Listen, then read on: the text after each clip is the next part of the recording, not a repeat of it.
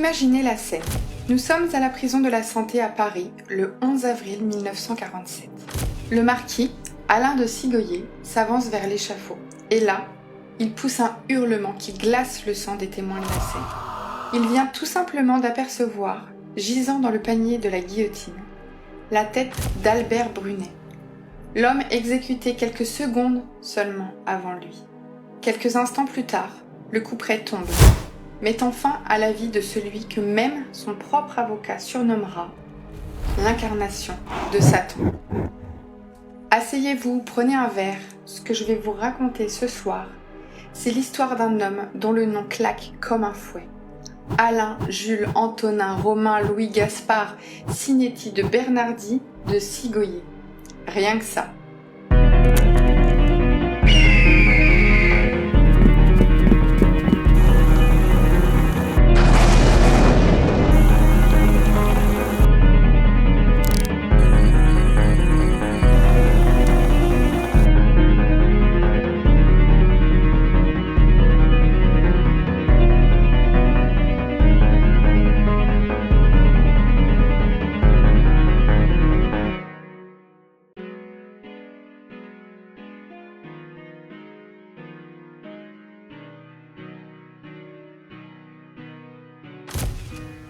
Alors, qui était vraiment ce marquis ? Il naît le 14 février 1905 à Saint-Denis de la Réunion. Une date symbolique qui aurait pu présager une belle vie sous le signe de l'amour. Et de l'amour, il y en aura. Mais vous savez ce qu'on dit ? L'amour, ça finit mal en général. Orphelin à l'âge de 7 ans, ça commence mal. Mais vous allez voir que ce gamin ne va pas se contenter de la banalité de son existence. Déjà, très vite, il s'invente ce fameux titre de marquis. Sa branche familiale n'y a pas droit ? Peu importe. Il s'invente un monde et surtout, il s'invente lui-même. De l'ambition, le marquis en a à revendre. Laissez-moi vous brosser le tableau de sa jeunesse. Dans les années 20 et 30, il parcourt l'Europe et ne tient pas en place. Tour à tour, comptable, chauffeur, écrivain, il se découvre une passion dévorante pour l'occultisme, à tel point qu'il ouvre des écoles de magie noire à travers tout le continent, notamment à Barcelone et à Lisbonne. Mais derrière le magicien, il y a l'escroc. Et croyez-moi, un escroc de haut vol. Il accumule les condamnations pour vol et abus de confiance. Il est même fiché par les polices d'Allemagne, d'Autriche, d'Italie, d'Espagne.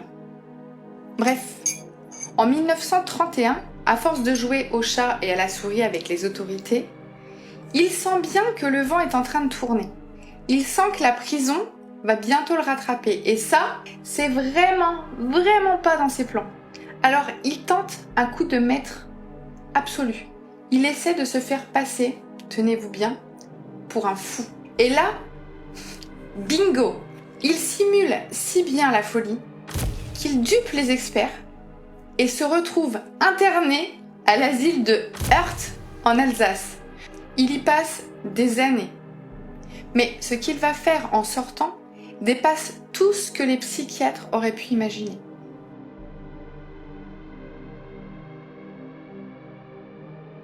Libéré en juillet 1937, Sigoyer n'a rien perdu de sa dangerosité.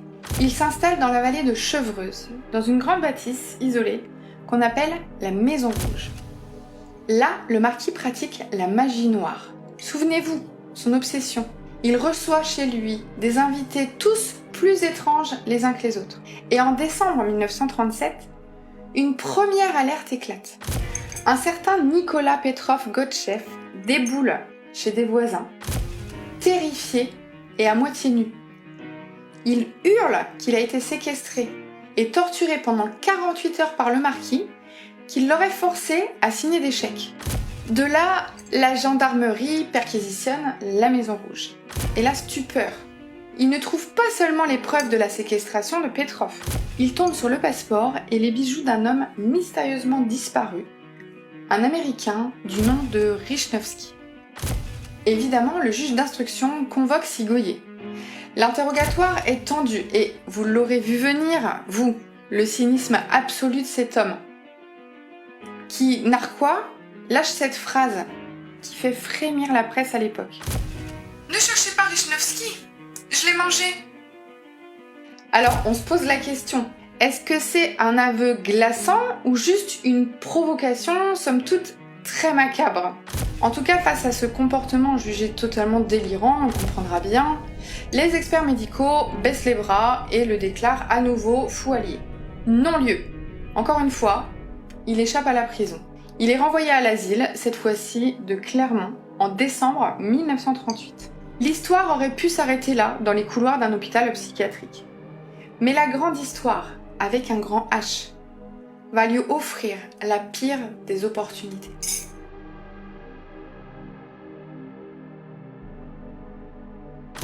Le marquis ne va pas rester enfermé bien longtemps. Aidé par une ancienne maîtresse rencontrée à Montmartre, il s'évade de l'asile de Clermont en 1939. Il file en Belgique, où il est à nouveau arrêté pour usage de faux papiers. Mais il finit par être libéré et rentre en France.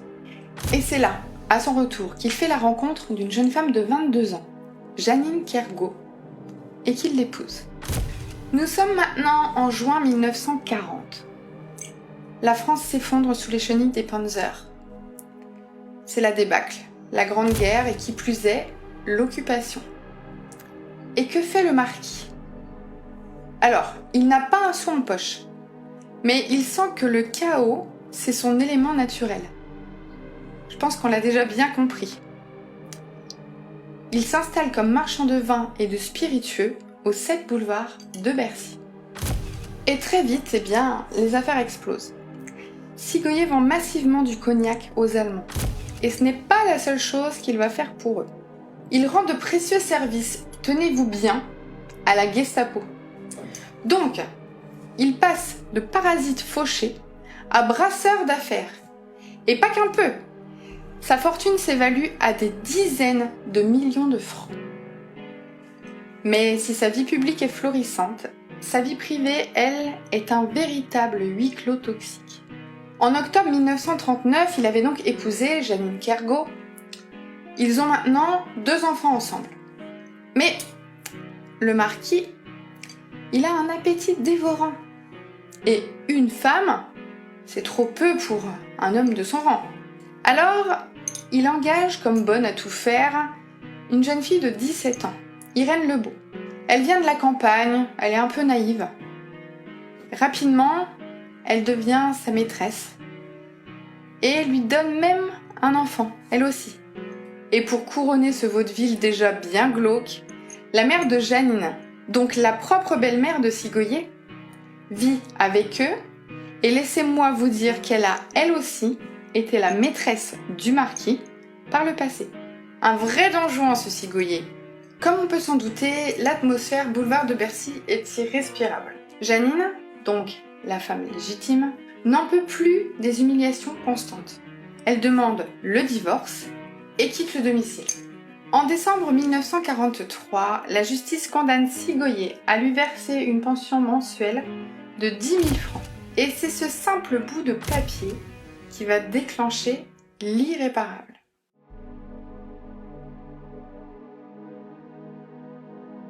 Nous sommes le 27 mars 1944.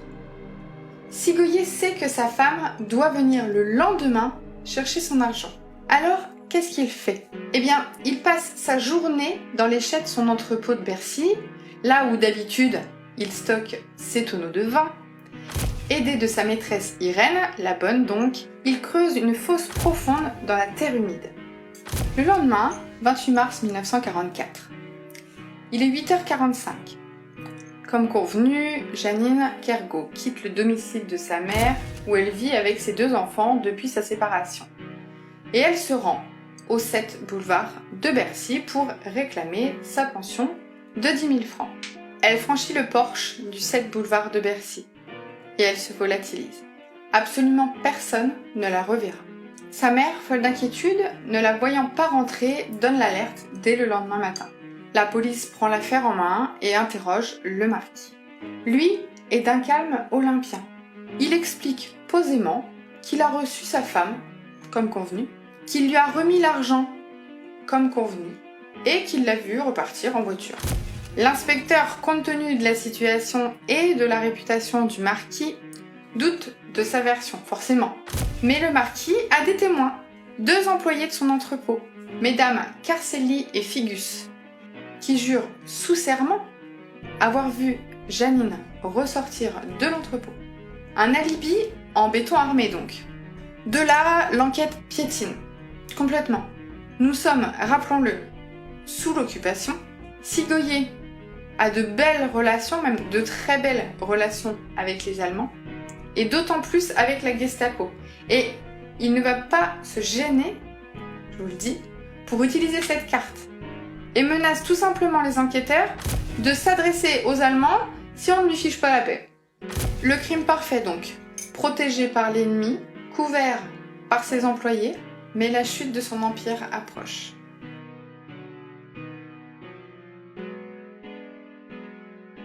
Août 1944. Paris se soulève. Paris est libéré.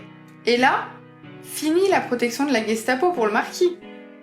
Alors, le 24 août, ça ne tarde pas, la police française l'arrête. Mais attention, pas pour meurtre. On l'arrête pour intelligence avec l'ennemi. C'est vrai qu'on ne peut pas dire qu'il n'en a pas profité de cette sale période pour ses petites affaires. Hein. Incarcéré à la prison de Fresnes, vous croyez qu'il va se faire petit ? Pas du tout. Depuis sa cellule et avec différentes complicités, il va continuer de gérer ses millions. Il dicte à ses faux témoins leurs réponses. Il essaye d'acheter des consciences, tout simplement. Il va même aller jusqu'à s'entendre avec un codétenu sur le point d'être libéré qu'il paye 100 000 francs pour envoyer un colis empoisonné à son ex-belle-mère pour la faire taire. Un pâté de lièvre truffé d'arsenic. Voilà l'idée. Il manque pas d'imagination, ça, on peut pas lui retirer. Heureusement, son complice s'évanouit dans la nature avec le magot, tranquille, et le plan échoue. Ouf. Les mois passent. On arrive en avril 1945. La police économique décide enfin de fouiller l'entrepôt du boulevard de Bercy. C'est là que l'imprévu surgit. Un petit accident tout bête. Un policier qui heurte un tonneau. Le tonneau se renverse. Et qu'est-ce qu'on trouve à l'intérieur ? Pas du vin, mais un magnifique manteau de fourrure et un sac à fermoir d'or. Tiens, la garde-robe exacte de Janine. Curieux, non ? Mais c'est pas tout. Les enquêteurs vont mettre la main sur une lettre clandestine envoyée par Sigoyer depuis la prison à sa maîtresse Irène, où il fait allusion à, je le cite, l'histoire du fauteuil rouge. Et cette phrase, elle va retenir toute l'attention de l'inspecteur. Et elle va vraiment tout faire basculer.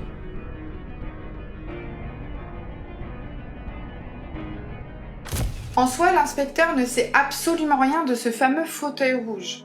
Mais il décide de bluffer. Il convoque la jeune Irène, la maîtresse, à la préfecture pour l'interroger. Il la fait asseoir, précisément dans un fauteuil rouge de son bureau, identique au fauteuil rouge de chez Sigoyer. Et là, Irène, assez glaciale, va répéter son alibi point par point, comme elle l'avait appris. L'inspecteur la laisse terminer et puis il se penche vers elle. De là, il lui dit « Mademoiselle, observez ce fauteuil rouge. Ne vous rappelle-t-il pas l'autre fauteuil rouge ? Celui de Sigoyer ?» Donc là, tout de suite, Irène, elle comprend, elle se met à trembler.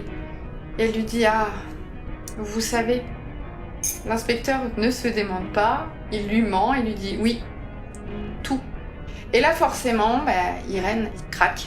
Elle avoue tout, en larmes, évidemment. Ce fameux 28 mars, Sigoyer a fait asseoir Janine dans le grand fauteuil rouge de la chambre. Il s'est glissé dans son dos. Il lui a passé une corde de séchoir autour du cou et il l'a nouée au dossier du fauteuil. Et pendant qu'il commençait à lui serrer le cou avec cette fameuse corde, il lui murmurait à l'oreille d'un cynisme absolu. « Avoue que t'es la maîtresse de Brisset. Rendez-vous compte, La pauvre Janine a cru à une plaisanterie avant de mourir étranglée. Sous les indications d'Irène, la police va retourner à l'entrepôt et va déterrer le cadavre qui était enfoui sous le compteur d'eau du chai de Bercy. On extrait alors Sigoyer de sa cellule et on le confronte au corps exhumé de sa femme. Et est-ce que vous pensez que le marquis, là-dessus, il va vaciller? Non, évidemment, non. Il toise encore les policiers. Comment osez-vous me dire être l'assassin de ma femme que j'aimais tant? Mais son aplomb là ne suffira pas face aux assises.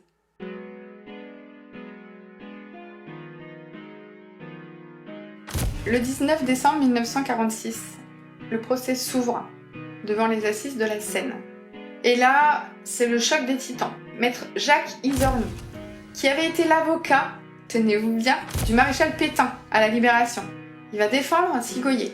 Et en face, on va avoir le redoutable maître Maurice Garçon, qui représente la partie civile.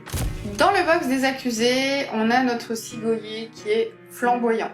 Un superbe manteau en poil de chameau, une petite mouche impériale au menton, et il a préparé un scénario machiavélique. Selon lui, c'est sa jeune maîtresse, Irène, qui a tué sa femme par jalousie. L'arme du crime? Écoutez bien, Irène aurait saisi un petit pistolet 6,35 que le marquis gardait caché, dans le ventre d'un chien en peluche. La balle aurait atteint Janine juste sous le sein gauche. Sigoyer exige une nouvelle autopsie en affirmant haut et fort qu'une balle, ça ne se décompose pas. Et il est tellement convaincant qu'il réussit à faire planer le doute. Mais le célèbre médecin légiste, le docteur Paul, lui, il est formel. Il n'y a aucune balle, aucune trace de tir. En revanche, le cartilage du cou, lui, est brisé. C'est bien la corde qui a tué. Et là, son mensonge, il tient plus. Le 23 décembre 1946, le couperet judiciaire tombe. Irène Lebeau, jugée sous l'emprise totale du manipulateur, est tout simplement acquittée.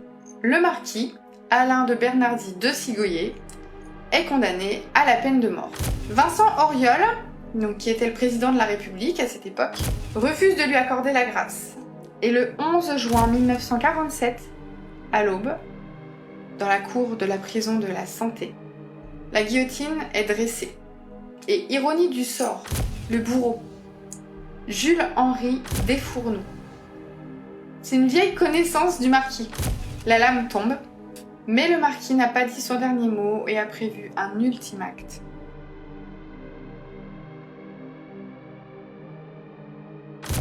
La nuit qui suit l'exécution, on frappe à la porte de maître Jacques Izorni, l'avocat du marquis. Il ouvre, et là, son sang se glace. Devant lui, sur le palier, se tient un homme très bien habillé, qui a très exactement le visage et la posture de Sigoyer. L'homme qu'il a vu mourir le matin même. D'une voix caverneuse, l'homme hurle et maudit l'avocat pétrifié, et il disparaît. Sur le moment, Izorni pense avoir vu le fantôme de Sigoyer, mais il comprendra plus tard. Il s'agissait tout simplement d'un comédien. Un sosie engagé et payé d'avance par Sigoyer avant sa mort pour venir terroriser l'avocat incapable à ses yeux de lui sauver la tête. Fou, escroc, collabo, manipulateur jusqu'à la dernière seconde de son existence et même au-delà. Dans ses mémoires, Izorni appellera même Sigoyer l'incarnation de Satan.